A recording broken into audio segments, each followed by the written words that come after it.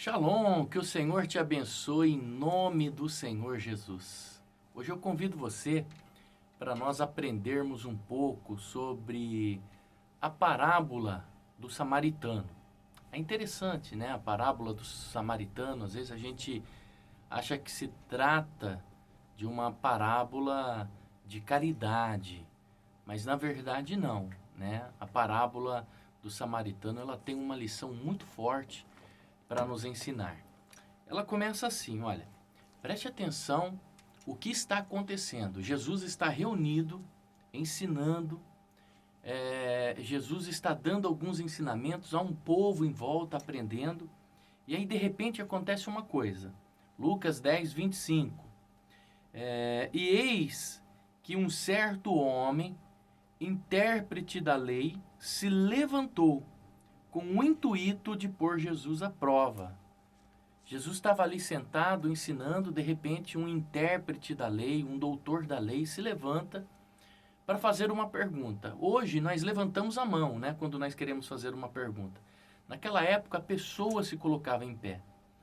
Quando ela tinha uma dúvida, quando ela tinha uma questão. No caso aqui, esse intérprete da lei, ele não está se colocando em pé para tirar uma dúvida. Não, o intuito dele era colocar Jesus à prova. Ele faz uma pergunta com o intuito de envergonhar Jesus ou de colocar Jesus à prova. E aí, esse homem ele diz assim: mestre, o que farei para herdar a vida eterna?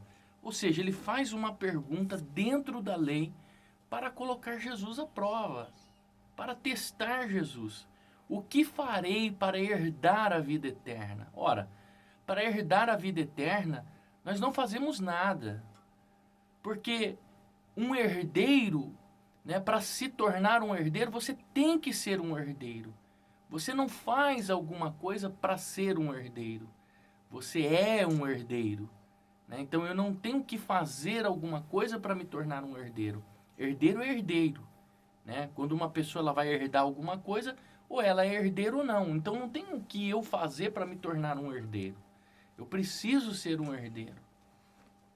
E aí ele diz assim: o que farei para herdar? O que eu tenho que fazer para herdar? Né? Aí então Jesus lhe perguntou: o que está escrito na lei? Veja que Jesus responde uma pergunta com outra pergunta. O que está escrito na lei? Como interpretas? E ele respondeu: amarás o Senhor teu Deus de todo o teu coração, de toda a tua alma, de todas as tuas forças e de todo o teu entendimento. E amarás o teu próximo como a ti mesmo. Aí Jesus lhe disse: respondeste corretamente, faze isso e viverá. Bom, mas esse homem estava ali para colocar Jesus à prova. Eu já sei a fórmula que eu devo fazer. Mas quem é o meu próximo? Olha o que o intérprete da lei pergunta. Ele faz uma pergunta para Jesus novamente para tentar colocar Jesus à prova. Mas quem é o meu próximo? Né? Ou seja, eu já sou um guardador da lei. Então quem é o meu próximo para que eu possa ir lá e pagar essa dívida que eu devo com ele e já resolver a minha questão e assim eu vou poder participar do reino de Deus. Se é só isso que está faltando, quem é o meu próximo? Me fala aí quem é o meu próximo que eu já vou resolver essa questão e pronto, já vou ficar livre disso. Aí Jesus conta uma história para ele, para que ele pudesse entender. Jesus conta uma história e Jesus diz assim: certo homem descia de Jerusalém para Jericó e veio cair em mãos de salteadores, os quais depois de tudo lhe roubarem e lhe causarem muitos ferimentos, retiraram-se deixando-o semi-morto.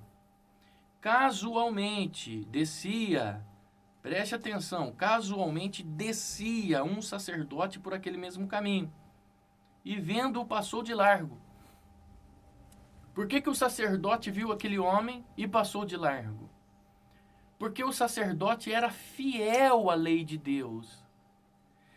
Ele não podia tocar naquele homem ou ele estaria transgredindo a lei de Deus. Olha que Jesus está mostrando aqui como transgredir a lei de Deus sem pecar.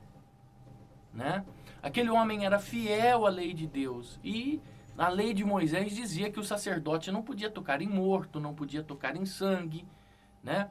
Quando ele ia fazer o seu serviço sacerdotal, que estava no seu turno, ele não podia nem ter relação sexual. E aí esse homem, vendo aquele homem caído, ele passa de largo, porque ele é fiel à lei de Deus. E Jesus está dizendo como transgredir a lei sem pecar, né? Aí, veja bem, semelhantemente, um levita descia por aquele lugar. Olha que o texto está diferente.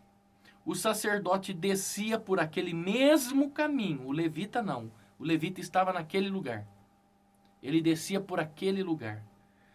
As estradas romanas, elas eram estradas retas, porque os romanos, eles, para não serem pegos de surpresa, eles tinham que enxergar o seu caminho inteiro, né? Então, o que está acontecendo aqui?